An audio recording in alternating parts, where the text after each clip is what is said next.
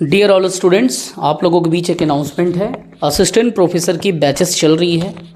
Batches का time live होता है शाम को 7 से 9। 4 बैच पूरे हो गए हैं, 5वां बैच चल रहा है।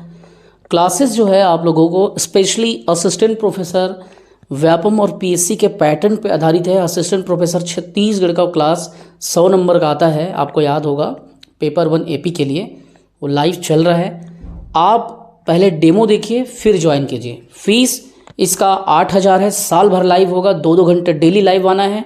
लेकिन हम अभी शुरू के 21 स्टूडेंट को 5100 में देंगे। पहले आप क्या करें, डेमो देखें। मैं 1.5 घंटे का डेमो आपके सामने रख रहा हूँ। 1.5 घंटे का डेमो आपके सामने रख रहा हूँ। आपको अच्छा लगेगा तो ही लीजिए। आपको पूरे एक क्लास का रिकॉर्डिंग इस वीडियो के साथ अटैच करके मैं दे रहा हूँ। अच्छा लगेगा तभी लीजिए, और यकीन कीजिए आपको इसके बाहर कुछ भी नहीं पढ़ना पड़ेगा। ठीक है, ये लाइव क्लास का डेमो है प्यारे बच्चों। थोड़ा पेशेंस रख के लेकिन आपको डेमो देखना पड़ेगा। भगाएंगे तो आपको चीज़ें उतनी बेहतर तरीके से प्रोडक्टिविटी नहीं दे पाएगी। अगर आप भगाएंगे तो भगाइएगा मत। 1.5 घंटे बढ़िया आप पेशेंस के साथ देखिए, पढ़ाई कीजिए, क्योंकि पढ़ने वाला कंटेंट है, पढ़ने वाला काम है। पढ़ाई का चीज़ आपको नुकसान होगा नहीं। पहले क्लास देखें फिर ज्वाइन करें। 5100 में अभी 21 स्टूडेंट को दे रहे हैं। 8,000 फीस है, साल भर लाइव होगा। नोट्स देंगे इंडिविजुअल बेसिस पे। नोट्स खुद ही 3500 का है, वो भी फ्री दे रहे हैं। रिकॉर्डेड क्लासेस देंगे जो लाइव होगी उसकी, और साथ ही साथ में पहले से क्लासेस रिकॉर्ड करके रखी गई है वो भी क्लासेस आपको दिया जाएगा। वो कंप्लीट क्लास हम पहले से ही ऑलरेडी डाल चुके हैं, और अभी जो दे रहे हैं वो लाइव का रिकॉर्डेड दे रहे हैं। साथ ही साथ में पिछले 25 वर्षों का राज्य प्रशासन सेवा का छत्तीसगढ़ वाले पोर्शन का पूरा सॉल्यूशन लाइव कराएंगे, उसका भी आपको नोट्स देंगे। हर एक टॉपिक का नोट्स मिलेगा, आर्थिक सर्वेक्षण का डेटा का भी नोट्स मिलेगा। और नोट्स कैसा होगा, बिना लोगो का, बिना वाटरमार्क का, ना लोगो होगा ना वाटरमार्क। आप तुरंत उसे प्रिंट आउट करा सकते हैं। चलिए अच्छे से पढ़िए, पहले डेमो देखिए फिर ज्वाइन कीजिए, और एप्लीकेशन से आप डायरेक्ट परचेस कर सकते हैं। वो पिन कमेंट पे डिस्क्रिप्शन पे आपको मिल जाएगा। चलिए, जय हिंद, वंदे मातरम। खूब पढ़ें, खूब बढ़ें। हाँ चलो फिर पढ़ते हैं ना।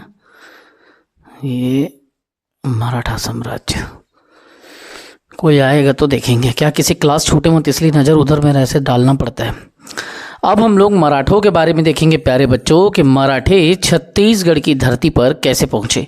आज की जो कहानी है समझना है आपको, कि मराठों की जो कहानी है इसी की हम नींव यहाँ पे रखेंगे। आप लोगों को पहले ही मैं बता चुका हूँ, 1741 में भास्कर पंथ का आक्रमण होता है। जबकि आक्रमण होता है तो वो एक अभियान पे जाया रहता है। वो अभियान कौन सा है, किस अभियान पे जाया रहता है, फिर इधर आता है अटैक करने। मत करो रिवीजन, रिवीजन करो, आंसर दिया करो ना सबको। अब भास्कर पंथ यहाँ पे आ जाता है बच्चों।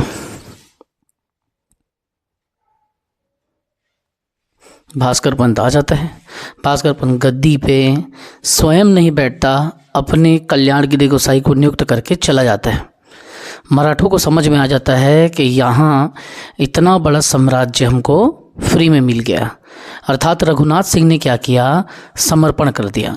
रघुनाथ सिंह ने भास्कर पंथ के सामने लड़ाई नहीं किया, और भोसले शासक के प्रतिनिधि के रूप में अब वो डायरेक्ट गद्दी पे बैठ गया। भोसले शासक के गद्दी के प्रतिनिधि के रूप में अब उस गद्दी को चलाने लगा। लेकिन जो उसके मुख्तियार था उसके साथ रोज़ झगड़ा होता था, कल्याणगिरी गोसाई के साथ, तो बातें बनती नहीं थी। भास्कर पंथ और उसके बीच में विद्रोह होता रहा कंटिन्यू।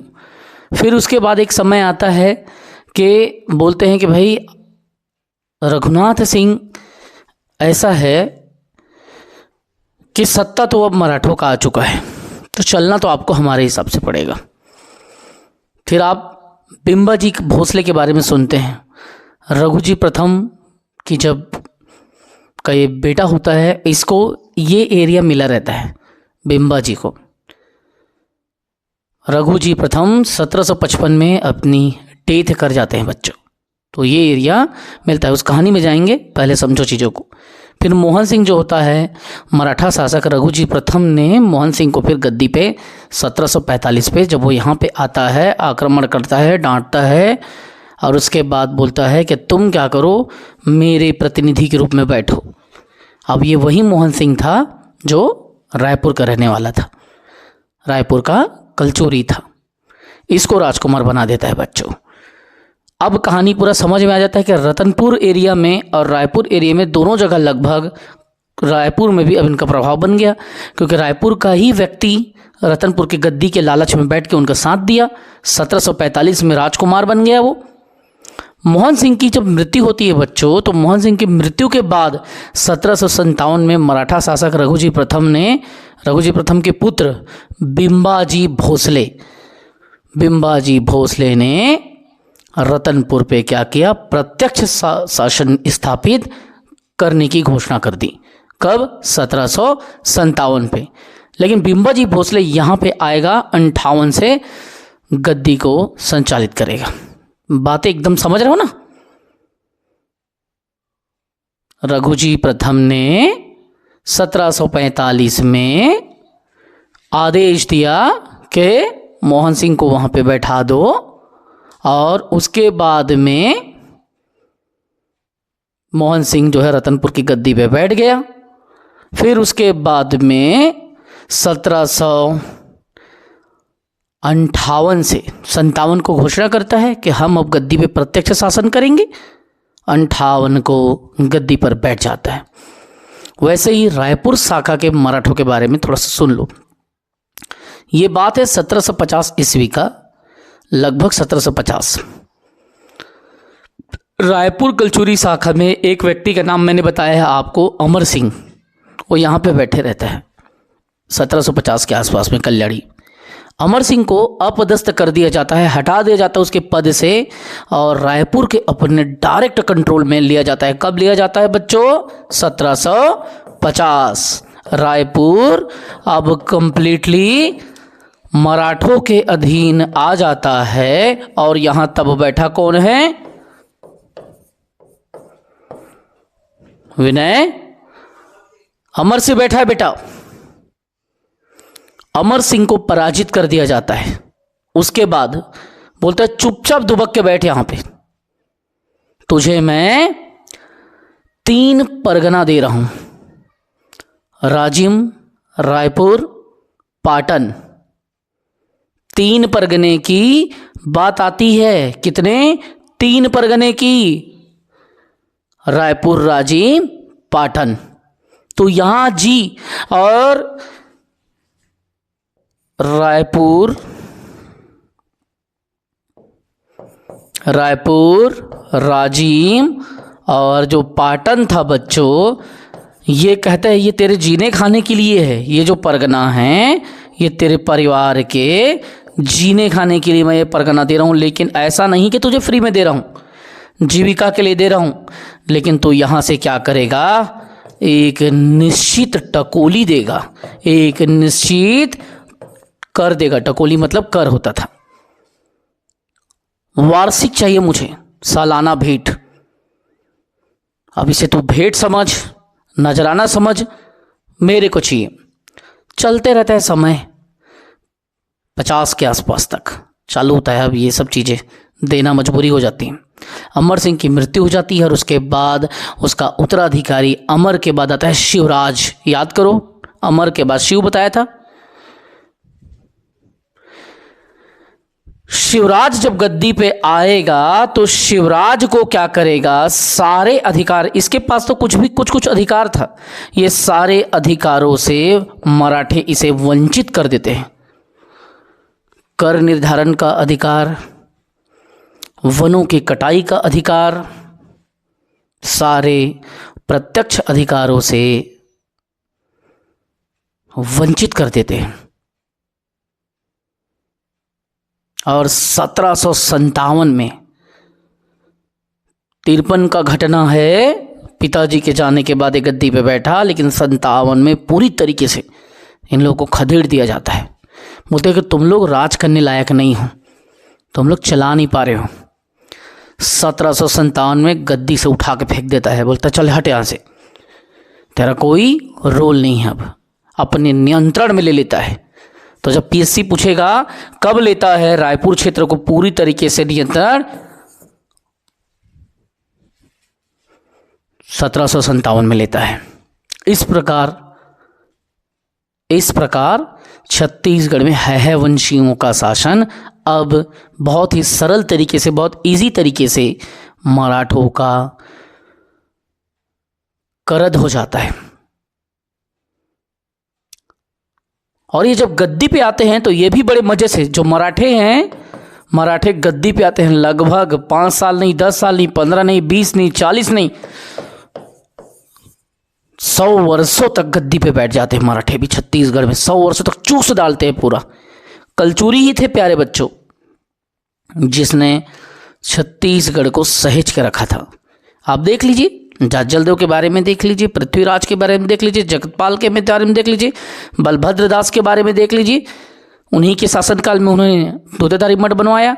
आप देख लीजिए, सबसे ज़्यादा निर्माण का काम इन्हीं ने किया है, रिपेयरिंग का काम इन्हीं ने किया है। मराठे जब आते हैं ना, होकर घर के लइका हा मोर घर माही, तब मोर घर लापन कस थोड़ी ना रखी। जे मेरे पाहिते मेरे अपन खिलौना ला फेंकी, जे मेरे पाहिते मेरे वह थूक दी, जे मेरे पाहिते मेरे वो का करी गंदगी कर दी, जे मेरे पैदल कुदरा ले फेंक दी। लेकिन हमारे घर के 6 साल 7 साल के लड़का का कही पापा डांटेंगे, मम्मी डांटेंगे, चलो हम लोग पार्क में खेलते हैं। घर से तो लगा है पार्क, आता है ना विचार। इसके मन में वो विचार कैसे आएगा? ये तो परदेसिया है। जो भी परदेसी खाए कमाए बराए, जाए के मन नहीं करे रे भैया यहीं बस जाए, वही वाला कहानी। अब बोला यहीं बसेंगे और पहले जो रगड़ के लूटेंगे, क्योंकि रतनपुर क्या है, कुबेर नगर है, वैभवशाली नगर है। कुबेर नगर को जैसे भारत सोने की चिड़िया थी, लूटा गया ना, in the same way Kuber Nagar को भी लूटा गया। लूट की सबसे बड़ी हद तो तब पार होती है प्यारे बच्चों, जब इस क्षेत्र को, जब छत्तीसगढ़ महतारी के कोरा को ठेका में दे देते हैं। कैसे ठेका पता है? जे हा ए क्षेत्र ले जे भी दीवान हा ज़्यादा कर वसूल के दी ही ती दीवान बनही। अब दीवान कौन बनी? तो लोकल है बनी, कल्याणी बनी, दीपक बनी, मैं बनूँ, चंद्रेश बनी। ओती ले बाहरी आदमी थोड़ी ना बनवाई, ओ मन दिमाग लगा दर्रे से कि लोकल आदमी है दीवान बनी तो ज़्यादा पैसा दी, और जे ज़्यादा पैसा दी ती दीवान बनी। अब ओमा होते का अपने आदमी है समझाते तुमन ज़्यादा कर देवर, ये ज़्यादा कर देवर, नहीं दिया तो राज दरबार में पेश होले पड़ी। तो 2 ऑप्शन, एक तो प्यार से समझ जाओ, दूसरा मार से समझ जाओ। तो अपनों का दिया दर्द बहुत मुश्किल से भरता है, बोलते हैं ना, वही वाला बात। अब मराठे राजनीति में चूंकि पहले से परिपक्व थे, समझ गए कि यहाँ कैसे राजनीति करना है। कहानी को थोड़ा समझो। 1758 में बिंबाजी भोसले इस जगह के लिए गद्दी पर बैठने की घोषणा करता है। 57 में घोषणा करता है, लेकिन 58 में बैठता है। जैसे 1757 में रायपुर क्षेत्र पूरा अधिकार में ले लेता है ना, सेम जब रायपुर को अपने अधिकार में ले लिया तो पूरे रतनपुर क्षेत्र को अपने अधिकार में ले लिया। लेकिन यह घटना होने के पहले एक बड़ी घटना हो गई प्यारे बच्चों। ना पूरा दिमाग, पूरा मनोदशा क्लास में लगा दो। आप कहेंगे सर कभी सोचा नहीं था मराठा साम्राज्य इतना मजा आएगा। अभी आप कहेंगे देखना, क्योंकि मैं जो कहता हूँ वो मैं करता हूँ, और जो मैं नहीं कहता उसको तो और करता हूँ, है ना। चलो देखो होता क्या है प्यारे बच्चों, इस घटना को समझो। 1755 में एक बड़ा घटना हो जाता है। 1755 में इस समय रघुजी प्रथम की मृत्यु हो जाती है। अब जब रघुजी प्रथम की मृत्यु हो रही है तो भरे राज दरबार में शोक का माहौल आ जाता है। कहानी में ट्विस्ट आता है, एकदम दिमाग में इमेजिन करते जाना ना, पिक्टोग्राफिकल फॉर्म में सोचते जाना। कहानी में एक ट्विस्ट आता है, एक व्यक्ति कहता है कि मैं शासक बनूंगा, अर्थात मृत्यु के पश्चात क्या होगा चंद्रेश?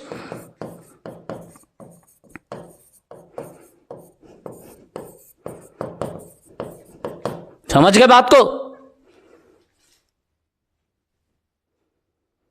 घर के सियान है जाही त लइका मन का करते, बंटवारा ब मरथे ना, मोला दे मोला दे मोला दे, ये वाला खेत ला तैं ले ले, ओला खेत मोला दे। उत्तराधिकार का संघर्ष चालू हो जाएगा। 4 प्रमुख क्षेत्रों पे दबदबा था उस समय, इनका शासन था, बड़े रूप में शासन था, और हर एक क्षेत्र वर्चस्व का प्रमाण था। हर एक व्यक्ति लड़ने लगा आपस में। आपको पता है भारत में अंग्रेज जो है ना, इन्हीं से कांपते थे।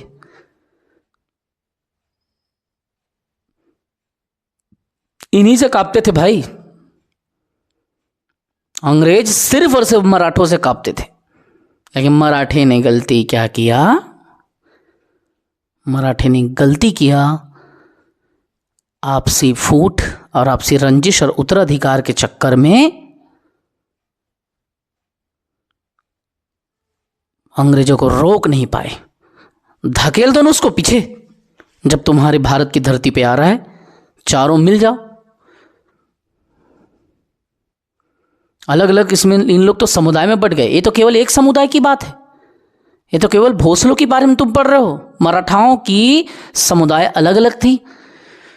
ग्वालियर के सिंधिया, नागपुर के भोसले, इंदौर के होलकर, ये सब अपने अलग अलग जाति समुदाय में बट गए अपने अपने क्षेत्र में। समझ रहे हो? और ये था भारतवर्ष का गुलामी का वर्ष। तो अंग्रेजों में इतनी ताकत नहीं थे प्यारे बच्चों कि मातृभूमि को यहां गुलाम बना दे। कितने भी जयचंद आए, लेकिन ये क्षेत्र मराठों ने बचा के रखा था। लेकिन मराठे एक नहीं हुए, और इस कारण से भारत की भूमि वहीं से दिक्कत होने लगा। वैसे राजपूतों का काल भी वैसी था, वो भी जबरदस्त काल चला है। लेकिन सब मजबूर, एक दूसरे के फूट में पड़े हैं, तो राजपूतों को रोटी बेटी देना पड़ा मुगलों से। समझ रहे हो? आपसी रंजिश का नुकसान, आपसी गद्दे के संघर्ष का। जब भारतीय इतिहास का नोट्स मेरा पढ़ोगे तब समझ में आएगा।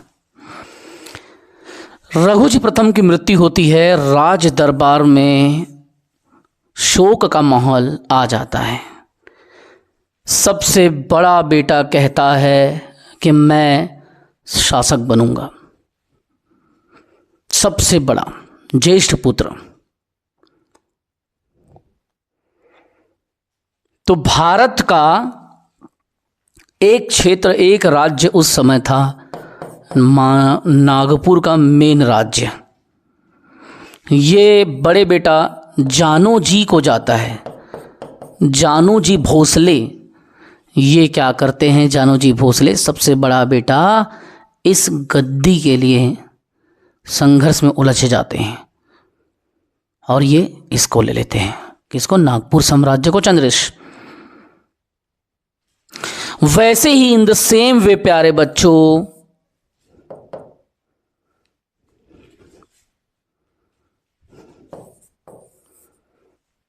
दूसरा बड़ा क्षेत्र था चांदा का क्षेत्र, जहां से भोसलों ने हमेशा अंग्रेजों का मदद किया उस समय। क्योंकि ये अब 5 अलग लकड़ी को तोड़ नहीं सकते हम, एक सिंगल लकड़ी को तोड़ के दादागिरी दिखाते हैं। बाहर में अपने से बलशाली से लड़ नहीं पाते, और घर में बेटी और बहन को और पत्नी को मारते हैं। रियलिटी है ना। बलशाली तो तब होगे तुम बच्चों जब छोटे नन्हे बच्चे से लेके बुजुर्ग तक के लोगों का सहयोग तुम्हारे हाथ में होगा। चांदा से फिर इन्होंने, दूसरे बेटे ने कहा कि मुझे भी चाहिए। यहाँ पे गद्दी पे बैठते हैं मुधोजी महाराज, मुधोजी भोसले। दो फाड़ हुआ, नागपुर बटा, चांदा बटा। तीसरा जो क्षेत्र था ये था आपका बरार का क्षेत्र। यही सेंट्रल प्रोविंस इन बरार, जब आप पढ़ते हो ना, मध्य प्रांत और बरार। मध्य प्रांत में मध्य प्रदेश और छत्तीसगढ़ आता था, जिसमें बरार शामिल था। ये वही बरार है। बरार से फिर तीसरा फाड़ हुआ है, बोला कि मुझे भी अब नागपुर से कोई लेना देना नहीं, बरार मुझे चाहिए। अब बरार एक शक्तिशाली राज्य था बच्चों, ये भी अलग। यहाँ पे बैठा तीसरा राजकुमार साबाजी भोसले। कई जगह सांबा लिखा है, लेकिन आप साबा लिखना। तीन फाड़ तो हो ही गया। अब घर के नानकुन सबले छोटे लइका, सबले छोटे लइका मतलब सबसे दुलरवा, और दुलरवा लइका मतलब जेकर घर में खाली छोटे छोटे चीज में चलते। ओला लगता है कि मोर सब सुनी, लेकिन बड़े मैटर में ओकर नहीं चले। लेकिन छोटे छोटे मैटर में, हाँ मोला दूध चाहिए तो तोल दूध मिली, जोन का बेतन तोला ला के दूँ, वही वाला कहानी। पानी का बेता कोको कोला पिया हूँ, कोको कोला का बेता, वही वाला कहानी। ये होगा रतनपुर का राज्य। और यही छोटे लइकाला मिलते जेकर नाम होते बिंबाजी भोसले। चार फाड़ होता है बच्चों। आप कल्पना कीजिए, ये चारों के चारों अगर खाली ये नागपुर के भोसले हैं ना, they all from Nagpur dynasty. समझ रहे हो आप? अभी मैं मराठों में घुसा ही नहीं हूं। ये सिर्फ और सिर्फ नागपुर के भोसले का विभाजन है बच्चों। उत्तराधिकार के संघर्ष के लिए इन्होंने मातृभूमि को ही फाड़ डाला, जो नागपुर के दरबार के अंतर्गत आता था, नागपुर साम्राज्य के अंतर्गत आता था, भोसले साम्राज्य में आता था। इन्होंने खंडित कर दिया। अब बता कल्याणी यार, कैसे अमन जी थी जब अपने ही धरती ले मन चार भाग में कर दी। अपने धरती ले, मैं ग्वालियर के सिंधिया के बातें नहीं करत हूं, इंदौर के होलकर के तो मैं बातें नहीं करत हूं, फिर पेशवा है, गायकवाड़ है, पूना के, इमन के मैं बातें नहीं करत हूं। मैं बात करत हूं नागपुर साम्राज्य के, भोसला साम्राज्य के। तो ये जो सबसे कनिष्ठ पुत्र था, सबसे छोटा पुत्र था, यही था बिंबाजी। और रघुजी प्रथम के मृत्यु के बाद ये घोषणा कर देता है, 1757 में घोषणा करता है, पूरा क्षेत्र क्या करो, अपने हाथों ले लो, हटाओ उस जगह से मोहन सिंह फोन सिंह को, हटाओ शिवराज सिंह को, 3 परगने दिए थे वो भी छीनो। अब ये क्या करेगा, घोषणा को आगे बढ़ाते हुए 1758 पे राजगद्दी पे बैठेगा रतनपुर राज्य के। ध्यान से समझना, ऐसा पढ़ाने वाला आपको शायद ही मिल पाएगा, इसलिए इतनी कॉन्फिडेंस से कहता हूं, क्योंकि मुझे तो कभी नहीं मिला, ना किसी यूट्यूब में देखा कि साला एक बार बैठे हो और समझा दे। नहीं तो मिलता है तो क्या करें, दोबारा तो इतना मेहनत नहीं कर सकते लाइफ में। अब मौका मिला है तो पूरा एनर्जी लगा दो। अब ये काकर ही कल्याणी 1758 में यह राजगद्दी में बैठी। कहाँ के राजगद्दी में? रतनपुर के। अब कहाँ बैठे हैं? तो ये बैठे हैं अपन भाई बहनी दादा परिवार, दादा नाना चाचा के बीच में। समझ बात ला, ये बैठे हैं नागपुर में, यहाँ नहीं आए हैं। यह घोषणा करा थे कि मैं 57 में संपूर्ण छत्तीसगढ़ को लेने की घोषणा किया, मैंने शासन किया 58 से 1787 तक, 30 साल लगभग। 57 में घोषणा करता है, 1757 से 87। अब ये यहाँ रतनपुर आएगा ही नहीं, ये बोलेगा मैं यहाँ आके क्या सत्ता को संभालूं। छोटा बच्चा था, दूध मांगा जाए तो खीर मिलता था इसको, चावल मांगा जाए तो हलवा मिलता था। तो इस तरीके से बिंबाजी भोसले नागपुर में रहकर शासन किए। समझ रहे हो? शासनकाल 57 में घोषणा किया था, इसीलिए कई जगह 1757 से 1787 कहते हैं, लेकिन वो स्वतंत्र रूप से वो घोषणा किया था। और यहाँ पे क्या करता है, दीवानों के माध्यम से शासन करता है। ठीक है, बताऊंगा आप लोगों को, टेंशन मत लो, मैं हूं ना।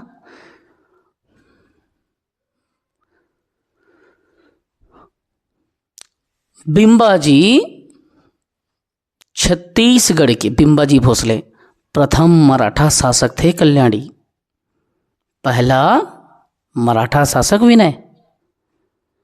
बिंबाजी नागपुर के राजा का नाम मात्र अधीनस्थ था। उस समय नागपुर का राजा जानोजी था। तो इसका कहना मैं बड़ा बेटा हूं, मेरे अधीन तुम सब रहोगे, तत् तरीके तोर अधीन में रही, और खुद लहलावत है, अब मोरो तो मौका मिलिस के। तो बिंबाजी नागपुर के राजा के अधीन नाम मात्र था, भले वो वहीं बैठा था, लेकिन रतनपुर पे अपनी पृथक दरबार रखा था। कभू कभू आऊं तो बैठूं, सीएम हाउस हर जिले में रहता है, देखना। कवर्धा जाओगे तो वहां मिल जाएगा, रायगढ़ जाओगे तो वहाँ सीएम के लिए बंगला रहेगा। अब मुख्य सीएम हाउस तो आपको यहीं रहता है रायपुर में। तो वैसे ही जे गंधाते हुए बैठूं, तो ये क्या करे, एक पर्याप्त स्वतंत्र सेना के गठन करके रखे दिसे, जहाँ कल के डेट में मराठा आक्रमण कर ही मुरु परमा या मोरे सेना नियुक्त करे मन कोई कर ही, तो वो समय ई मन मोर काम ही।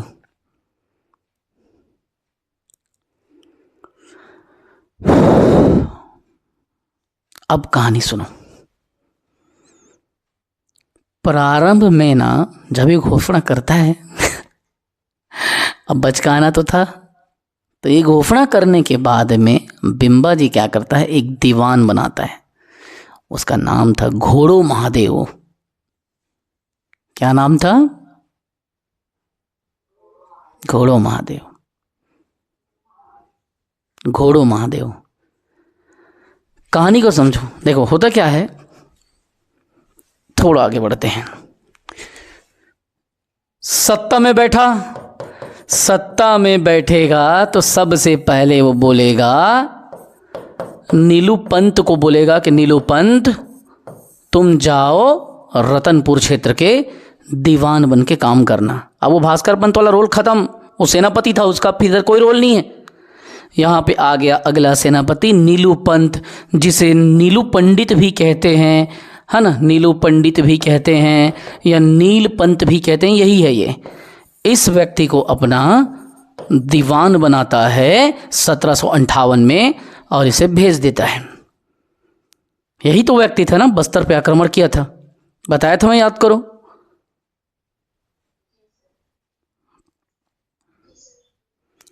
कहानी समझो। अब बिंबाजी इसको भेजता है कि तू जा शासन उसन करना और दरबार को अच्छे से चला कर रखना, कोई दिक्कत नहीं आना चाहिए,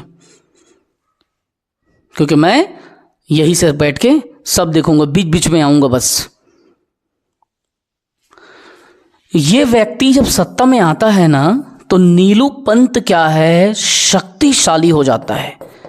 जाहिर सी बात है, पहले सैनिक था, अब क्या हो गया, दीवान हो गया। कहां का दीवान? रतनपुर साम्राज्य का।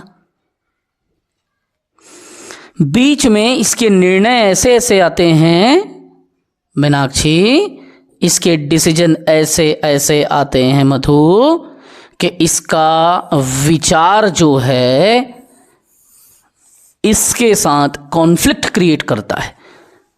किसके साथ? कौन बैठा है सत्ता में अभी? रतनपुर का मालिक कौन है? बिंबाजी। तो बिंबा के साथ में क्या होता है, कॉन्फ्लिक्ट हो जाते हैं। इसके निर्णय सत्ताधारी को पच नहीं पाता, क्योंकि वही तो इसको यहां भेजा है, तभी तो शक्ति मिली है, तभी तो निर्णय ले रहा है।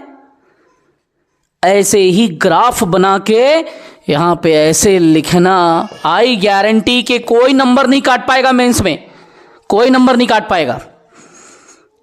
अगर मेंस देते हो तो आई गारंटी ऐसे बता देते हो तो छत्तीसगढ़ का जानकार पढ़ा लिखा प्रोफेसर तुम्हारे हाथों की उंगलियों को चूम देगा।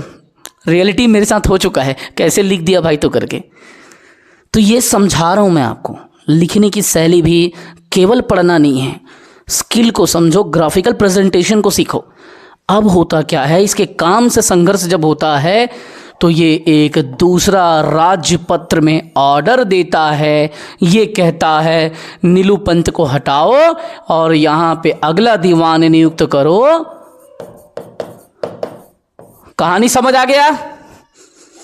दो दीवान, दोनों दीवान में कैसा कैसा कौन आ रहा है। अब घोड़ो महादेव को पता चल गया, गलती के रिस नीलू पंत था, नहीं तो यहां सेनापति रिस है और सेनापति ला दीवान की उपाधि मिल गई, वो भी उतने बड़े जगह के साम्राज्य के। मैं वो गलती नहीं कर रहा हूं, ये बात ए जानदारिस, और ये बहुत बेहतरीन तरीके से चलाइस, ये ला बहुत मजा इस चलाए माँ, बहुत अच्छे से शासन करीस, क्योंकि वो तो नागपुर में रह के शासन करता था। प्रारंभ में भले ही नीलू पंडित को भेज दिया था, जब छत्तीसगढ़ आता है बिंबा जी तो कुछ मराठा शासकों को, कुछ सरदारों को, सरदार मतलब समझ रहे हो, सरदार मतलब अलग अलग टीले के मुखिया को लेके आता है। किसके पास सेना अच्छी हो, किसी के पास पैसा अच्छा हो, किसके पास हाथी अच्छा हो, किसके पास घुड़सवारी अच्छी हो, तो अलग अलग तोपचियों को, अलग अलग सरदारों को लेके आता है। कृष्ण भट्ट उपाध्याय, उपाध्याय नहीं उपाध, ये याय नहीं ये है, कृष्ण भट्ट उपाध्याय को लेके आया। साथ में अच्छा सरदार था वो। रामचंद्र बख्शी को लेके आया, माधव रामचंद्र बख्शी को लेके आया, माधव रामचंद्र मजुमदार को लेके आया, हरबाजी पंत को लेके आया। ये सब इतना कठिन, इतना डिटेल घुसने का नहीं, पीएससी की इतनी हिम्मत नहीं है कि इतना घुस जाए, लेकिन अगर घुस गया है तो सुने रहो, सुने रहोगे तो बताओगे हाँ भाई कृष्ण भट्ट का नाम सुने थे, माधवराव का नाम सुने थे, रामचंद्र का नाम सुने थे, रामचंद्र बख्शी का नाम सुने थे, माधव रामचंद्र मजुमदार का नाम सुने थे, हरबाजी पंत का नाम सुने थे, कृष्णजी मोहिले का नाम सुने थे, मुसलमानों को भी साथ लाए थे। मोहम्मद खां सेनापति और तोपची, जा उड़ा दे, कोई कुछ कही मैं तो हूं। कादर खां बड़े क्रूर क्रूर शासक को लेके आया था, सरदारों को अलग अलग टीला से उठा के, क्योंकि मुसलमानों का आक्रमण भारत में कब हो चुका था? आज का होमवर्क है, बताओ। भारत में मुसलमानों का आक्रमण कब हो चुका था? अरे यार कैसे हो गया, एक सेकंड नेट। चलो अब आगे देखो। अब बिंबा जी क्या करता है, घोड़ो महादेव को भेजता है और वो यहाँ पे शासन अच्छे तरीके से करता है। अब इस दौरान क्या होगा प्यारे बच्चों, अपने साथ वो कुछ प्रमुख सरदारों को लेके आता है, बोलता है कब कहाँ किसकी जरूरत पड़ जाए। मैं तुम लोगों को कहता हूँ ना, रायपुर आते हो तो मेरे से मिल लिया करो रे, कहीं कुछ भी लगेगा तो बता दिया करो रे, कुछ भी लगे मेरे को कह दिया करो रे। उसी तरीके से इसको भी लगा था कि भाई पहली बार तो जा रहा हूँ, तो जाऊं तो मैं लेके पहुंचूं अपने साथ में सरदार लोगों को। ये पहले आदेश दिया रहता था 1756 में, 1756 में जब सत्ता पे दिए नीलू पंत आया नहीं था। नीलू पंत को कहा रहता था कि जा दलपत देव के ऊपर अटैक कर। कहां पे? बस्तर पे। तो उसी समय नीलूपंत का हरकत से समझ गया था कि ये वर्चस्वशाली हो रहा है, अगर मैं इसको नहीं हटाऊंगा ये कुछ ना कुछ ऐसा कर देगा कि सेना मेरे विरोध हो जाएगी। 1756 में बस्तर पे अटैक किया। किसने?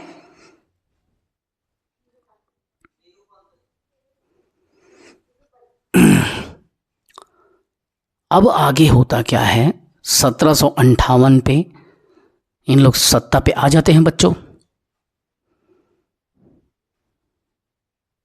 तो सबसे पहला काम इन लोग करते हैं, अभी भी नीलूपंत है, ऐसा नहीं कि नहीं हटा, मतलब हट गया है। बस्तर पे तो वो सत्ता के पहले भेज दिया था, लेकिन 58 पे जब आते हैं तो ताकत हाथ में रहता है, रतनपुर के कलचूरी सेना भी हाथ में रहता है, पैसा रहता है, पावर रहता है। 1758 पे सरगुजा के ऊपर आक्रमण कर देता है। यही आदेश देता है कि जा नीलूपंत, बस्तर के तो तू ट्राई मारा, जीत नहीं सके तो जा सरगुजा की जमींदारी पर आक्रमण कर। अब पेंड्रा को भी बिंबाजी भोसले आक्रमण करके कैप्चर करा लेता है, कब्जा करवा लेता है। समझ रहे हो?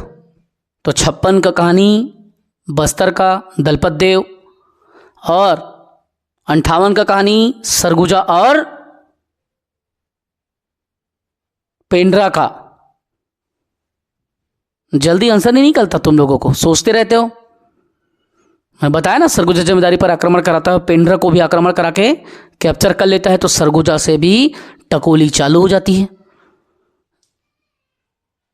और पेंड्रा को अपने हिस्से में हड़प लेते हैं लोग। बिंबाजी का एक खास सरदार था, मोहम्मद तरान खां, जिसका नाम मोहम्मद खां तरान लिखा है किताब में कई जगह, लेकिन मोहम्मद तरान खां अधिक किताबों पे लिखा है। तो वो बहुत बहादुर था। तो उसकी बहादुरी को देखा तो इसने क्या किया, बिंबाजी ने मदनगढ़ सुने हो? मदनगढ़ के 5 स्थानों को इसको दे दिया। मदनगढ़ के अंतर्गत जित 5 स्थान को दिया। किसे दिया? मोहम्मद तरान खां या मोहम्मद खां तरान को। तो आपको पीएससी पूछेगा कि बताइए इसने किसको दिया, तब आप लेंगे मोहम्मद तरान खां। ठीक है। अब इसी दौरान चलते रहता है अपना सत्ता का वर्चस्व दिखाते रहता है। ये इस क्षेत्र पे आता है तो छत्तीसगढ़ के लगभग बड़े बड़े 32 जमींदारों से 68,700 टकोली ले लेता है। तो ये आपको पूछा जाएगा कि बड़े रूप में कितने जमींदारों से, तो आप बताएंगे लगभग 32 जमींदारों को हरा देता है और कहता है कि तुम क्या करोगे, टकोली दोगे। तो ये टकोली की मात्रा उस समय पे 68,721 ये वार्षिक टकोली निर्धारित करता है। हालांकि इतना डिटेल में नहीं पूछेगा, लेकिन ये 32 जमींदारों का नाम पूछा जा सकता है मधु। तो आपसे पूछा जा सकता है प्यारे बच्चों, तब आप बताएंगे कि ऐसी घटना हुई है।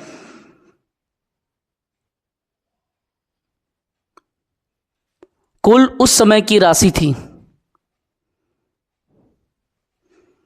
इसके समय पे धमधा के जमींदार ने विद्रोह कर दिया था। इसका हरकत देखा तो जिस जमींदार को पा रहा है टकोली के लिए मजबूर कर रहा है, जिस जगह पे जा रहा है अटैक कर रहा है। तो कौन सी जमींदारी ने बिंबाजी के खिलाफ विद्रोह किया, तो क्या नाम लेंगे? धमधा। अब जब बिंबाजी को पता चलता है कि मेरे अंतर्गत का जमींदार है, इसी 32 में एक जमींदार, और मेरे खिलाफ विद्रोह कर रहा है, ये क्या करता है, बड़ी बड़ी सेना मंगाता है बच्चों। एक बड़ा सेना लेके जाके धमधा पे क्या करता है, अटैक कर देता है। और जैसे ही पता चलता है कि धमधा जमींदारी पे बिंबाजी भोसले सेनाओं के साथ प्रवेश कर चुका है विनय, वो कांप जाता है और इतना ज्यादा डर जाता है, इतना ज्यादा डर जाता है बच्चों कि जल समाधि लेके अपने प्राण त्याग देता है। वो बोलता है अगर इसको ये मुझे मार दिया, इतिहास मुझे गाली देगा, मुझे कमज़ोर बोलेगा, बेहतर है मैं क्या करूं, जल समाधि दूं। तो जल समाधि देना बहादुरी का काम थोड़ी, तो कायरता है। कल्याणी तुम लड़ो ना यार, यही गलती कौन करता है, ये कलचुरी जो पुत्र मोह में रो के बैठा था,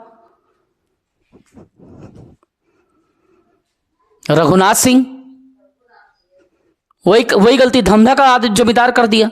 तो जल समाधि का क्वेश्चन पीएससी 8 बार पूछा है, अब 9 बार 10 बार कभी भी पूछ सकता है। किस जमींदार के द्वारा बिंबाजी से डर के, तो आप क्या लेंगे,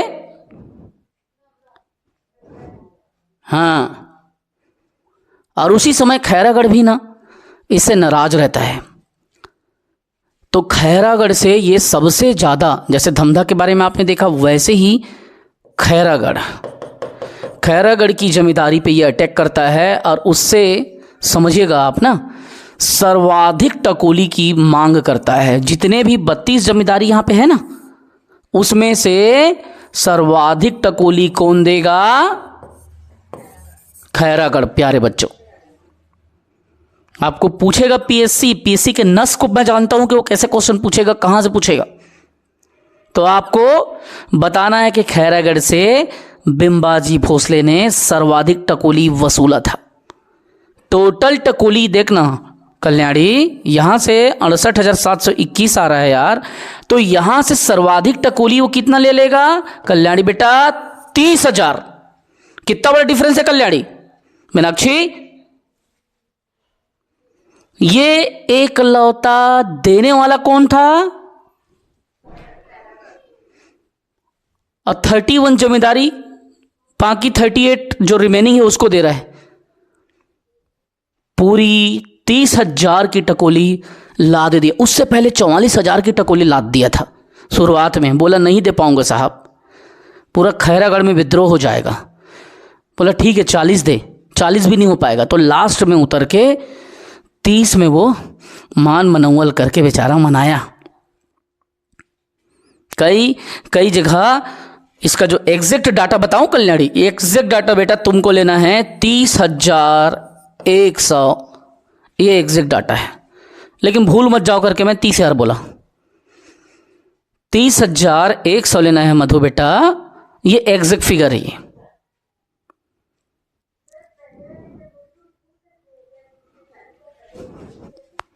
पहले 44,000 बोला वो, फिर वो नहीं दे पाऊंगा तो बोला ठीक है सरकारी घोषणा कर रहा हूं 40 दे देना। बोला 40,000 भी तो बहुत बड़ी बात है एक जगह से लेना, मतलब आज के समय का कम से कम 40 लाख, कम से कम एक जगह से।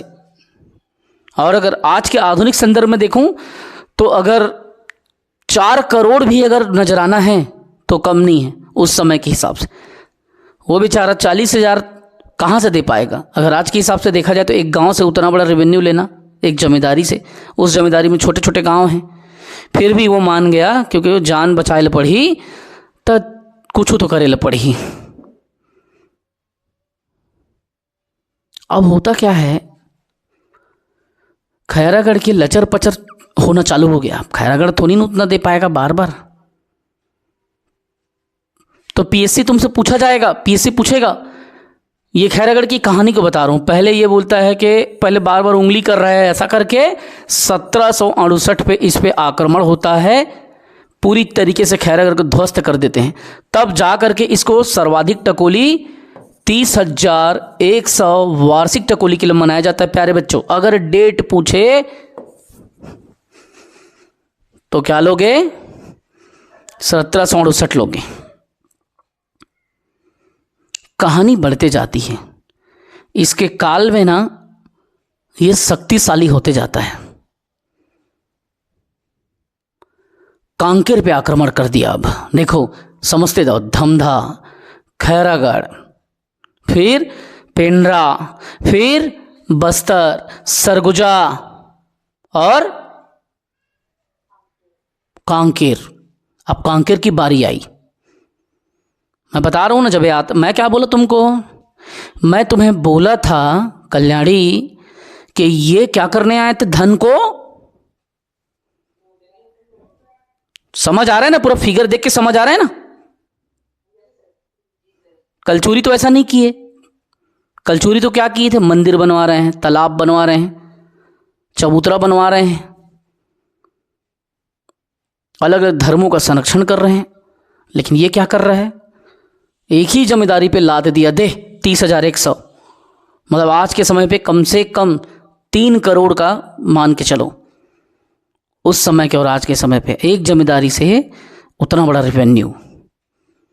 अब कांकेर पे जब आक्रमण किया ना, तो कांकेर के बारे में पता चला, कांकेर में ज़्यादा राजस्व नहीं है, परंतु संसाधन संपन्न जगह है, जंगल है, खनिज है, आदिवासी लोग रहते हैं। तो ये बोले काम कर भैया, मत दे मेरे को कर, 500 घुड़सवार सैनिक दे देना। कांकेर रियासत को ऑर्डर दिया कि तू मुझे सिर्फ और सिर्फ 500 घुड़सवार सैनिक देना। और दिख रहे ना बच्चों, ये घुड़सवार जो होंगे ये सारे घोड़े भी तेरे होंगे। कल्याणी दिख रहे ना, देखो इन लोग कैसा साम्राज्य का विस्तार करें, लूट लूट के कर नहीं लेते थे, सिर्फ सैनिक लेते थे। और वो सैनिक पे घोड़ा भी उसी का रहेगा, आदमी भी 500 लोग रहेगा, तो वो तो बहुत ज़्यादा ले लिया। एक हिसाब से देखा जाए लग नहीं रहा है कि वो पैसा नहीं ले रहा है, लेकिन देखो ना, जन बल ले लिया, उसके सैनिकों को छीन लिया, समझ लो।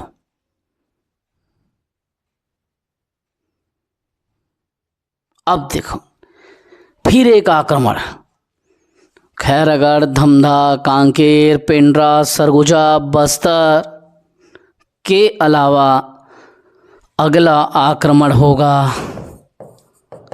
चांग भखार में। कहाँ पे, चांग भखार। चांग भखार में मधु, मीनाक्षी बेटा, इन लोग आक्रमण करते हैं।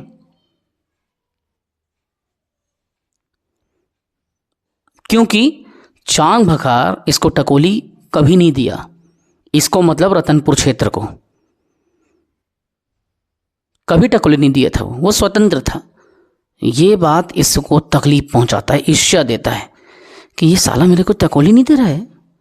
चल इसके ऊपर क्या करते हैं, चढ़ाई करवाते हैं अपने सेना को। ये फिर अपने सेना को भेज देता है। 1775 की कहानी है प्यारे बच्चों।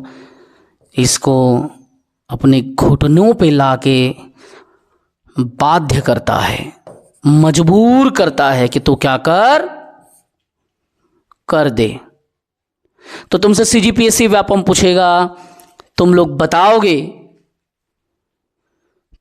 कि ऐसा कौन सा जमींदारी थी जिसे कर देने के लिए पूर्णतः विवश कर दिया गया। तो क्या लोगे, कब की बात है,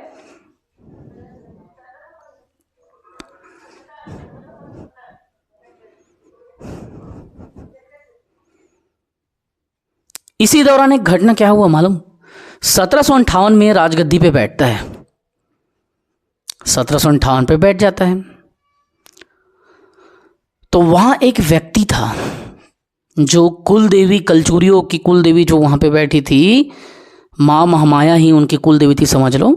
गज लक्ष्मी तो है, लेकिन बनाया मंदिर को, तो उनका जो परिवार की जो देवी थी, वो तो परिवार के लोग पूजा पाठ करते थे ना। वहां एक पुरोहित था, एक ब्राह्मण परिवार का, जिसका रोजी रोटी वहीं से चल रहा था, पचकोड़ प्रसाद उपाध्याय। ये वो पचकोड़ नहीं है जो आप आधुनिक छत्तीसगढ़ के इतिहास में पढ़ोगे, त्रिपुरी के अधिवेशन में कांग्रेस क्या करता है, बाजा मास्टर को लेके जाया रहता है पचकोड़ प्रसाद पांडे को, वो अलग है। कभी इतिहास के बातों में फंसना मत, पहले बता दे रहा हूं। बाजा मास्टर वहां पे जब पहली बार मतलब छत्तीसगढ़ को बनाने के लिए सुंदरलाल शर्मा ने आवाज उठाया था त्रिपुरी अधिवेशन में, तो पचकोड़ प्रसाद पांडे गया था बाजा बजाने के लिए। बाजा मास्टर की उपाधि उसको वहीं पे मिला, इतना बढ़िया हारमोनियम तबला और बाजा वगैरह बजाता था वो, तो बाजा मास्टर की उपाधि उसको मिली थी। उस पर हम बाद में जाएंगे, बस नामों का कन्फ्यूज़न ना हो। तो ये पचकोड़ प्रसाद आया, पचकोड़ प्रसाद उपाध्याय जो कि पुरोहित था। उपाध्याय कई लोग तो खाली पचकोड़ प्रसाद पुरोहित लिख दिए हैं क्योंकि डरते हैं गलत मत हो जाए किताब वाले लोग, हम पढ़ देते हैं तो हमको पता चल जाता है। पचकोड़ प्रसाद को देखा, समझ गया कि सारी जनता आ करके ये सबसे मिलजुल के है और पुरोहित वर्ग पढ़ा लिखा वर्ग है, तो उसको जीता जाए कैसे भी करके।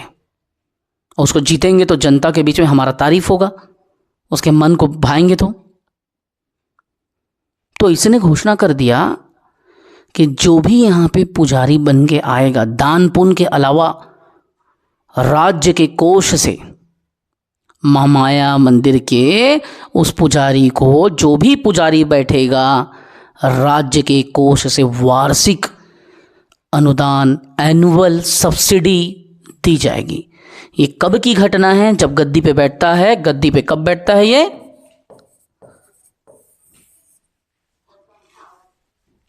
किसको अनुदान देने की बात करता है बच्चों? हाँ, अब 5 स्थान दिया था मोहम्मद खां तरान, पीएससी पूछता है, याद रखना। बिम्बा जी ने उसके सरदार के सेवा को देख के दिया था। अब देखिएगा कहानी, समय बदलते जाता है, ये रिवॉल्यूशनरी क्रांतिकारी रूप में काम करते रहता है इस टाइप का।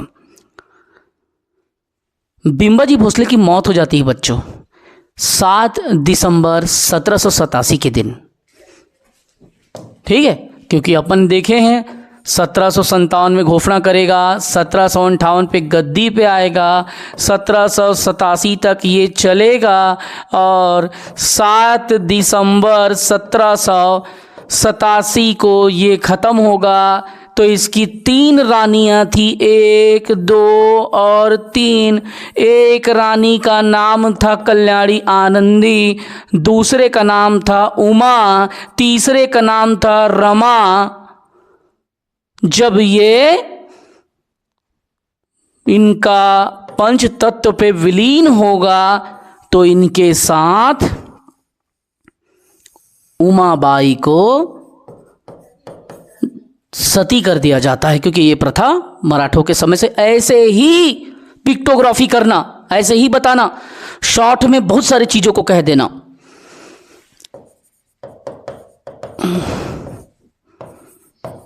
बिना कुछ कहे छोटी सी बातों में ही सारा कहानी हम यहीं पे कह दिए, इतने ही 3 लाइन पे। उमाबाई को सती कर दिया जाता है। पीएससी पूछता है कि किसके इनमें से किस एक इनकी रानी को सती किया गया। 1787 की घटना है प्यारे बच्चों, मैं 85 लिख दिया गलती से, 87 है, 1787 की घटना है।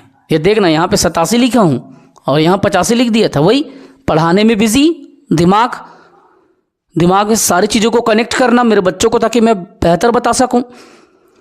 अब उमाबाई सती जब होता है तो यही क्वेश्चन कल पूछा था विनय चंद्रेश, क्या इस समय पे सती प्रथा थी? तो तुमने कहा था जी सर, इसका प्रमाण क्या है?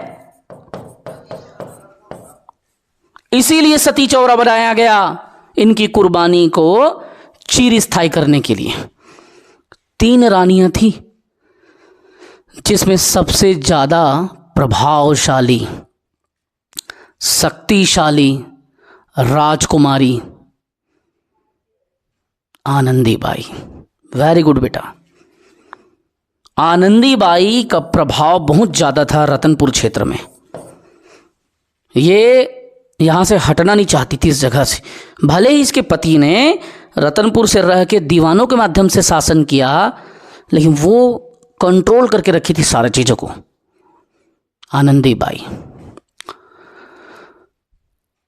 इसकी एक क्वेश्चन और पूछा जाता है कि ऐसा कौन सा शासक था जिसने मरने के पहले स्वर्ण पत्र, सोने के पत्र प्रदान करने की प्रक्रिया चालू की थी, और कब की थी? तो दशहरा के समय पे चंद्रेश विनय, दशहरा के पर्व पे बेटा बिंबाजी भोसले ने स्वर्ण पत्र प्रदान करने की प्रथा चालू की थी। ठीक है। अब आनंदीबाई के हाथ में क्या हुआ? कमान आ गया। काश मेरे को 10 घंटा मिल जाता भगवान, मेरे बच्चे को पूरी कहानी खड़े खड़े पढ़ा देता।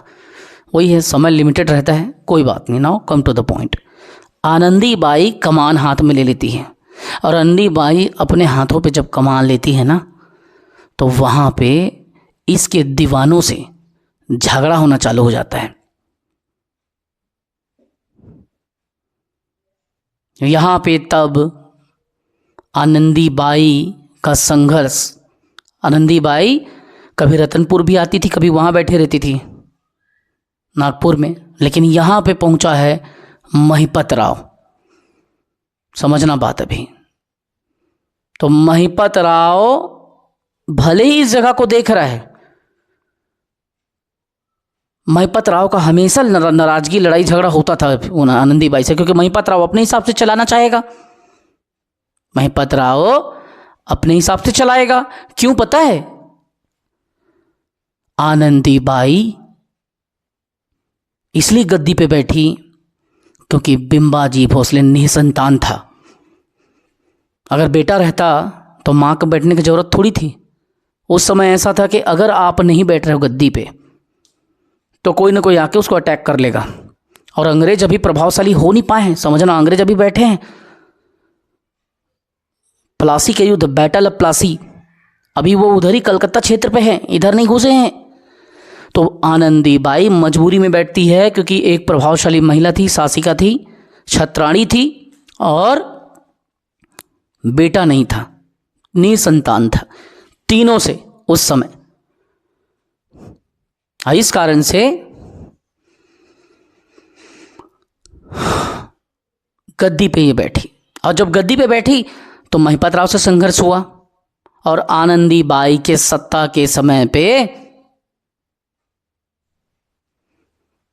ये क्या करती है मालूम है?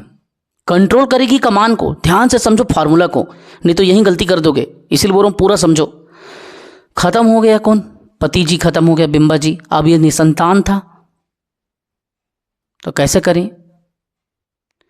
अपने सगे भतीजे, अपने भतीजे को वो चिमड़ा जी भोसले, इसके बाद आएगा, चिमड़ा जी भोसले को अपना उत्तराधिकारी नियुक्त कर देता है। क्योंकि उस समय नियम था, उत्तराधिकार का नियम, कि छत्राणी परिवार नहीं चलाएगी, शासिका नहीं बनेगी। इसलिए तो हम लोग रजिया सुल्तान के बाद किसी भी सुल्तान के बारे में कहाँ देखे जो महिलाएं हैं? रजिया सुल्तान के बाद। और रजिया को क्यों मारा? रजिया को इसीलिए मारा क्योंकि वो शासिका थी, है ना। उसके वध का कारण, इस क्वेश्चन को होमवर्क को लिखो तो कल्याणी, किस व्यक्ति ने ऐसा कहा कि रजिया सुल्तान का वध उसके शासिका होने के कारण हुआ? कल मुझे बताना, ठीक। निसंतान थी तो चिमड़ा जी को क्या किया, उसने नियुक्त कर दिया कि बोले आज के बाद यही देखेंगे, छत्रपति यही हैं हमारे, अब वो संभालेंगे छत्तीसगढ़ का पूरा बेल्ट। अब ये भी वैसी किया, चिमड़ा जी भी, ये भी नागपुर से शासन किया, और चिमड़ा जी नागपुर में मजे मार रहा है, पा तो गए फोकट में। मैं मेहनत करके एक एक रुपया कलेक्शन करके, एक एक रुपया जमा के, मान लो रायपुर में घर खरीदा या ज़मीन ले आऊँ, अभी समझना बात को, एक एक रुपये का मेहनत करके, और वो ज़मीन मैं अपने बेटे के नाम अगर कर दूं, भगवान ना करे मुझे कुछ हो जाए, तो क्या वो उतना उस महत्व को समझ पाएगा जितना मैं समझता हूँ? नहीं समझ पाएगा। या जितना मेरी पत्नी समझेगी, क्या उतना मेरे बेटा को छोड़ दो, मेरे भाई का बेटा समझ पाएगा? नहीं समझ पाएगा। क्योंकि मुझे पता है 12 घंटे के सेंट्रल गवर्नमेंट की जिम्मेदारी के साथ रोज़ गला फाड़ फाड़ के यहाँ पे मैं पढ़ा रहा हूँ, तो एक एक पैसा मिल रहा है और एक एक पैसे से अगर मैं कुछ बना दिया तो मेरा भतीजा उस मेहनत को नहीं समझ पाएगा, मेरा भांजा उस मेहनत को नहीं समझ पाएगा। जो समझेगा मेरा बेटा या मेरी पत्नी या मैं, या सबसे ज़्यादा मैं समझूंगा, फिर बाद में उसके बाद मेरी पत्नी समझेगी, और इन सबसे भी ज़्यादा समझेंगे मेरे माता पिता। तो वही कहानी यहाँ पे हुआ कल्याणी। अब वो क्या करेगा, वहीं बैठेगा, अब वहीं अपनी दुनिया में खोए रहेगा, और यहाँ शासक भेजेगा महिपत राव को, बोलेगा जाओ भैया शासन चलाओ। महिपत राव दिनकर साहब आप जाओ, अब भेज तो दिया, लेकिन कमांड किसके हाथ में है? आनंदीबाई के हाथ में। तो ये चिमड़ाजी भोसला क्या है? दत्तक पुत्र है, गोद लिया हुआ पुत्र है, सगा पुत्र तो है नहीं। तो कभी भी बोले कि चिमड़ाजी भोसला कौन था, तो इसका दत्तक पुत्र था आनंदीबाई का, और वो भतीजा था बिंबाजी का, जिस कारण से इसे गद्दी पे बैठाया गया ताकि कोई ना कोई राजकुमार, कोई ना कोई छत्रपति यहां पे रहे, वरना कोई भी आक्रमण कर सकता था। अब बिंबाजी के काल में कहा जाता है, इसकी जानकारी कैसे पता चला हमको? बिंबाजी के काल के बारे में जानकारी कॉलब्रुक के विवरण से मिलता है। एक यूरोपीय यात्री थे प्यारे बच्चों, कॉलब्रुक। यही बताता है बिंबाजी के समय के ये सारे घटनाओं को स्टडी कर करके। तो कभी भी आपको पूछा जाएगा ये कौन था, तो ये मीनाक्षी यूरोपीय यात्री था बेटा। हाँ,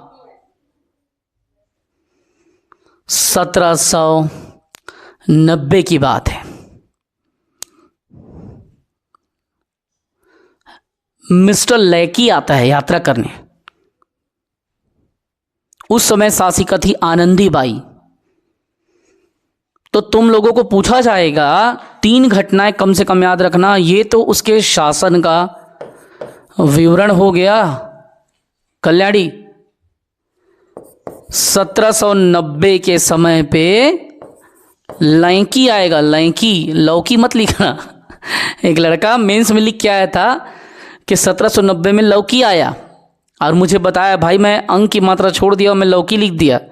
तो उसको मैं व्हाट्सएप में लिख दिया, अबे जब से धरती तब से लौकी का फल है करके।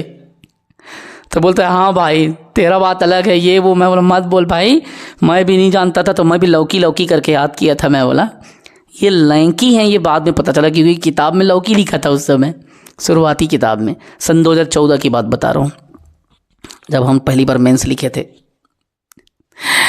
तो इसी तरीके से आपको पूछा जाएगा कि बताइए 1790 में लैकी आया, और इस समय शासन किसके हाथ में था? आनंदीबाई। आनंदीबाई के शासनकाल में लैकी आता है, और ये बताता है कि आनंदीबाई का क्या क्या प्रभाव था, कैसा कैसा प्रभाव था। क्योंकि पीएससी इसको पूछता है बच्चों।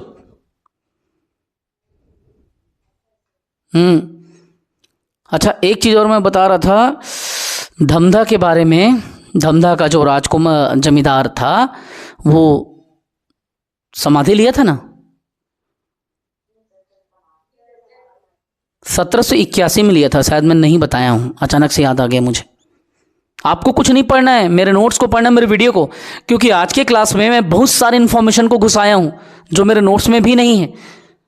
इसीलिए कहता हूं मेरे वीडियो को मत छोड़ा करो।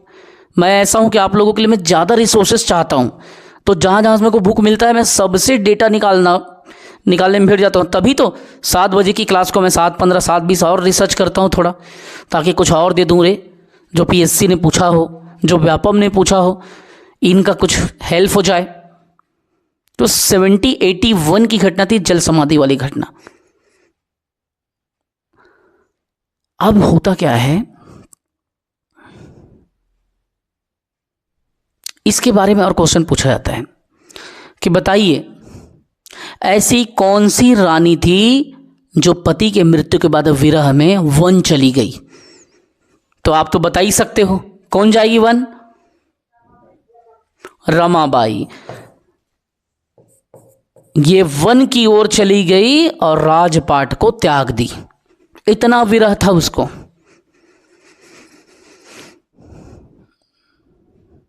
समझ रहे हो?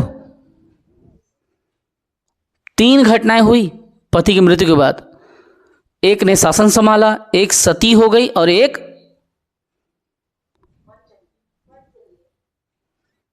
बना लोगे? छूटेगा तो नहीं? दिमाग में बैठ गया। आनंदी बाई आनंद लेती थी शासन का, और सती हुई उमा,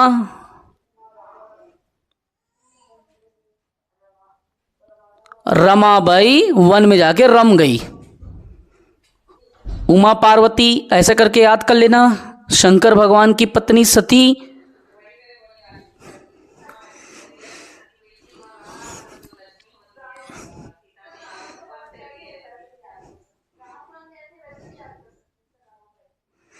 जैसा हो आपको बेटा, जैसे मैं कहता हूं ना, ईंट पर नाच, अपना अपना टेक्निक है। इलेक्ट्रॉन की खोज किसने की? तो मैं ऐसे करके ट्रिक बना दिया हूं, ईंट पर नाच, चैडविक, ऐसा करके। पर ईंट थॉमसन, इलेक्ट्रॉन की थॉमसन, ईंट पर प्रोटॉन क्या? रदरफोर्ड, नाच, ना से न्यूट्रॉन और च से चैडविक। तो आप लोगों का अपना अपना तरीका है। जैसे मैं कहता हूं कि छत से उतर झाड़, छत्तीसगढ़ आया, उत्तराखंड आया, फिर झारखंड आया, अपना अपना टेक्निक है भाई। मेरा मित्र रांझा पछता गया एक से एक टेक्निक कि कहाँ कहाँ से कर्क रेखा गुजरता है। म से मध्यपुर, रा से राजस्थान, मी से मिजोरम, मित्र, त्र से त्रिपुरा, रांझा में रा तो बोल दूँ तो झा से झारखंड, प से पछता गया, प से पश्चिम बंगाल, छ से छत्तीसगढ़। ठीक है तो जिसको बेटा जैसा सहूलियत हो वैसा ही करना, ठीक है। ज़्यादा बेहतर है जो मैं बता देता हूँ, वीडियो नोट्स को देख लो, तुम्हें कोई पराजित नहीं कर पाएगा इस सेक्शन से। अब इतनी चीज़ें हमने देखा, कांकेर के बारे में देखा, चांग भकार के बारे में देखा, धमधा के बारे में देखा, हर चीज़ देखा, बस्तर को देखा, सरगुजा को देखा, पेंड्रा को जेता। 32 जमींदारों से 68,712 टकोली लेना चालू कर दिया। एकलौता जमींदार से 30,100 लेना चालू कर दिया। 1787 में सती हो गई पति के जाने के बाद। और इतने रमाबाई, उमाबाई, ये सब पूरी कहानी। 5 जगह, 5 गांव मोहम्मद खां तरान को दिया गया। वो मदनगढ़ जमींदारी के अंतर्गत आता था, जमींदारी मदनगढ़। ये सबसे क्वेश्चन आएगा। 1758 में सरगुजा में जमींदारी पर आक्रमण, पेंड्रा को भी 58 में जीता। 1756 में दलपत देव के समय पे आक्रमण। दीवान घोड़ो महादेव आया तो दीवान पहले कौन था? नीलू पंडित था। नागपुर में रहकर शासन किया और यहाँ भेज दिया नीलू पंत को। प्रथम मराठा शासक छत्तीसगढ़ में कौन बना? तो बिंबाजी बना। 1755 में रघुजी प्रथम की मृत्यु हो गई, 4 भाग में बढ़ गया। 4 भाग कौन कौन सा? नागपुर, चांदा, बरार और रतनपुर। तो नागपुर, चांदा, बरार ऐसे याद रख लेना। अरे जरूरी नहीं है कि चारों के राजकुमार आपको याद हों, वो तो भारतीय इतिहास का चैप्टर है। फिर भी नागपुर का जानोजी, जानोजी मैं नागपुरिया हूँ। चांदा का मुधोजी, मुधोजी चांदा का। अरे चांदा देखना है ना, जा मुधो क्या, ऐसा रख लेना ना बेटा। बरार का साबाजी, साबाजी भोसले बरार का। बरार घूमने जाना है ना, चल साबा को बुलाता हूँ।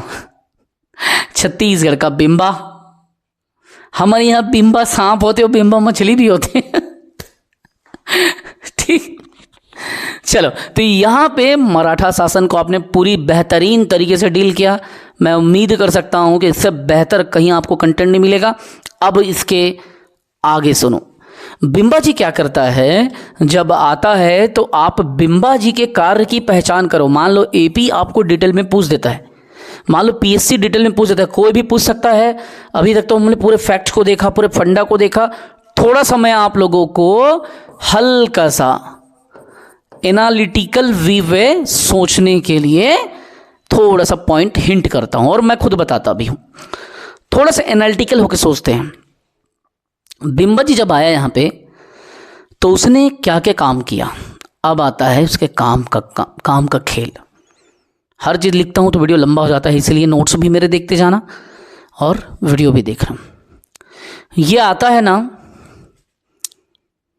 तो बिंबा जी प्रशासनिक एकीकरण कर देता है। देखो राजधानी की बात नहीं कर रहा हूं, राजधानी अभी भी रतनपुर है। रायपुर राजधानी 1818 में बनेगा, लेकिन ना एनालिटिकल कॉन्सेप्ट में इनके काम को देखो, इनके कार्य को देखो कल्याणी, तो होगा क्या बेटा, ये प्रशासनिक एकीकरण कहलाता है।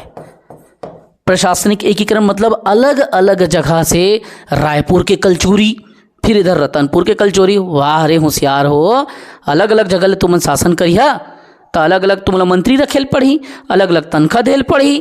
तो ये का करीस, का भैया तो लूटना है ना कल्याणी। तो ये का करीस, रतनपुर को और रायपुर को दोनों को मिला दिया। समझ रहे हो फंडा को। अब दूसरा बात, उस समय पे एक रेगुलर कोर्ट नहीं था, नियमित न्यायालय नहीं थी। हर चीज के लिए ना कलचूरी लोग राज दरबार बुलाते थे, चाहे रायपुर का मैटर रहे चाहे वहां का मैटर रहे। ये एक रतनपुर में क्या किया, नियमित एक रेगुलर कोर्ट बना दिया, नियमित रेगुलर वे पे, नियमित रूप से कंटिन्यूसली न्यायालय बना दिया। कहां पे, रतनपुर पे। साथ ही साथ में जमींदारों के हकों पर इसने अंकुश लगाया। बोला कि हर चीज आप अपने हिसाब से मत करो, नहीं तो फिर सर्वाधिक टकुली देहल पड़ जी। जमींदारों पर अंकुश कैसे लगाया सर?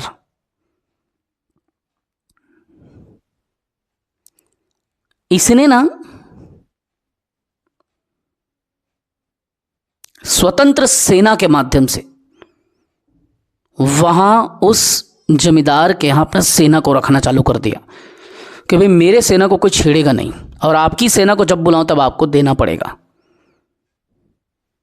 पहला काम किया ये, सारे जमींदार को बुलाया, स्वतंत्र सेना रखने की पाबंदी रख दी उनको। हमारा रहेगा तुम्हारे यहाँ, हम जब चाहेंगे तुम्हारे सेना को बुलाएंगे। तो उसको अलग से, जैसे गाय बछरूल हमन का करथन, तबेला कोठा में रखथन ना, हमर छत्तीसगढ़ी में कोठा कथे, तबेला उबेला ज़्यादा नहीं कहना मन, बियारा में रख लेथन, कोठार में या कोठा में। उसी तरीके से ना घोड़ा वोड़ा को रखने के लिए वो एक घोड़ा रखने का स्थान बनवा दिया। बोले तुम्हारे घोड़े को यहाँ डालो, स्वतंत्र सेना जो है घुड़सवारी वो उधर जाओ, ऐसा टाइप का। आप अपने यहाँ वहाँ क्यों रख रहे हो, क्या डर है आपको? तो वहाँ रखने के अधिकार को कंट्रोल कर दिया और अपने को रखने के लिए बोला, और जब बुलाऊंगा तब भेजना बोला। तो जमींदारों पे, उनकी स्वतंत्रता पे आघात है ये। इस चीज का विरोध किया कोरबा का जमींदार। ध्यान से सुनिएगा,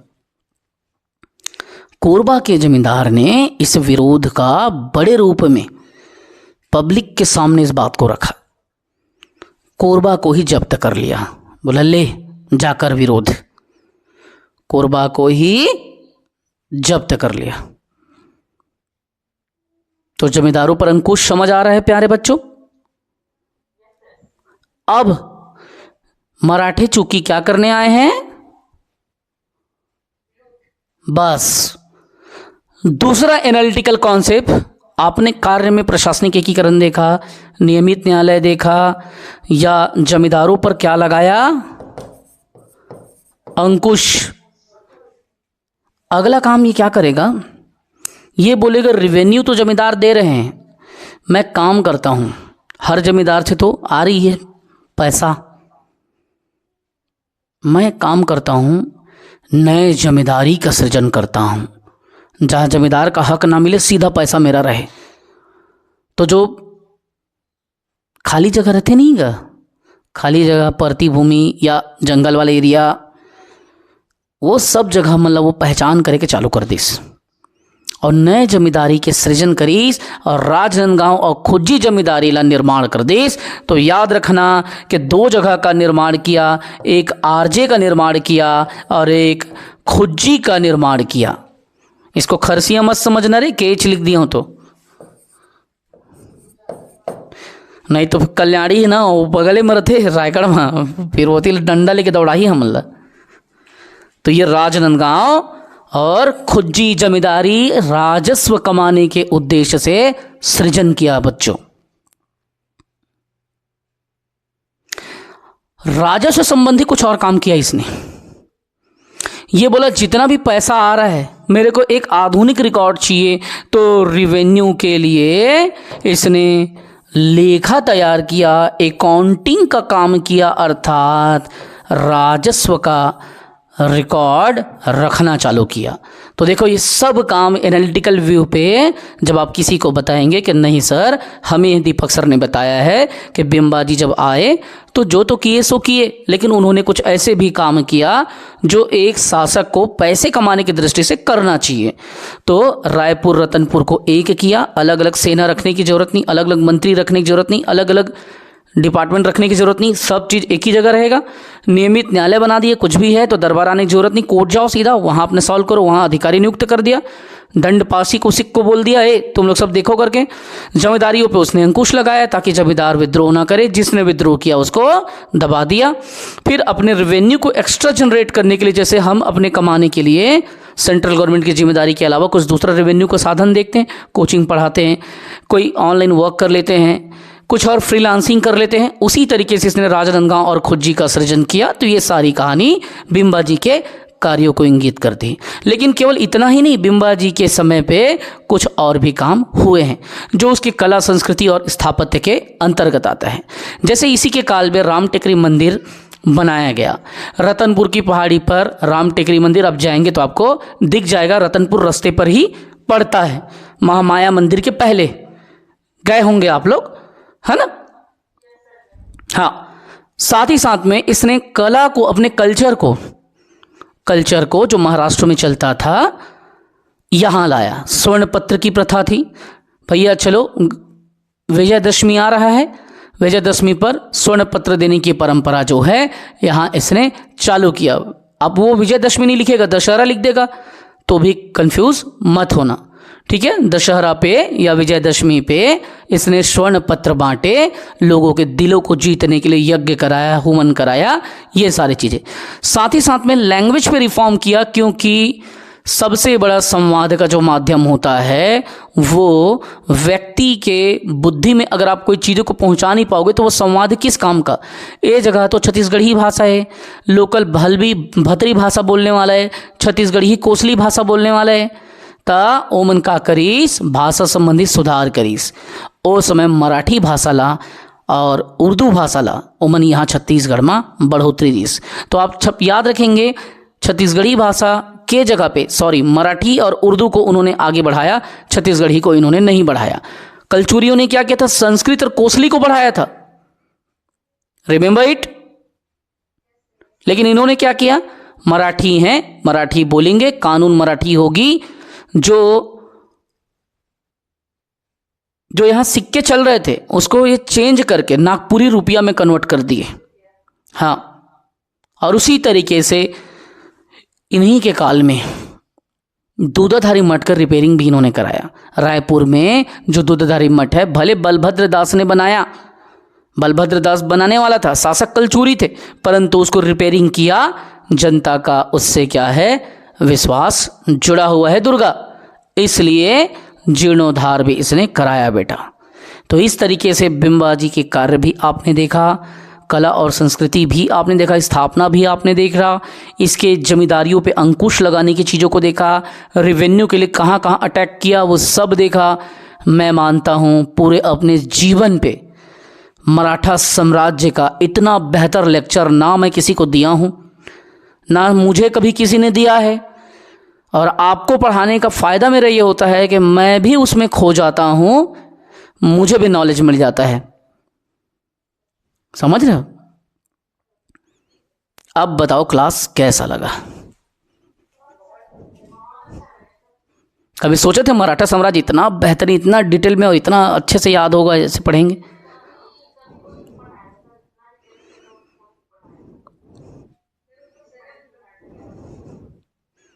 पूरा आप लोग एक एक कहानी बता दोगे। 57 में घोषणा करता है, 55 में रघुजी प्रथम की मौत होती है, तो 4 भाग में भोसला साम्राज्य बढ़ता है, नागपुर, चांदा, बरार और रतनपुर। ऐसे आप चालू करोगे, सबले बड़े लड़का के नाम जानो जी, फिर चांदाला सुधो जी, जा रे चंदा देख रहे तो मुधो क्या मुधो जी, सूत के उठे एकात कहत में स निकल गए, माँ से मुधो निकल गए, तो सुधो जी हो गए। हाँ, खाए के बीच में छत्तीसगढ़ी ले डालता हूँ ना, तुम हंसाए बा, तुम उनके साथ कनेक्ट करे बा, वही नाम से। इंग्लिश कमज़ोर है मोर, लेकिन इंग्लिश ग्रामर बहुत स्ट्रांग है, यूँ तुम लोग बताता हूँ। पूरे ग्रामर में काका हेल्पिंग वो लगते हैं, मुझे पता है, कब बचपन से मैं ट्यूशन पढ़ाता हूँ। Do, does, is, M-are, has, have, shall, will, shall have, will have, shall have been, will have been, did, was, were, can, could, can, सब याद है। बस I talk in English, I walk in English, वही जो मैं पीछे हो जाता हूँ। मजाक करता हूँ, इंग्लिश भी ठीक ठाक है। क्लास अच्छा लगा? अच्छा लगा ना? मेरा तो छत्तीसगढ़ी से भी अच्छा हिंदी है, आप लोग पढ़ोगे तो पागल हो जाओगे। चलो, और हाँ,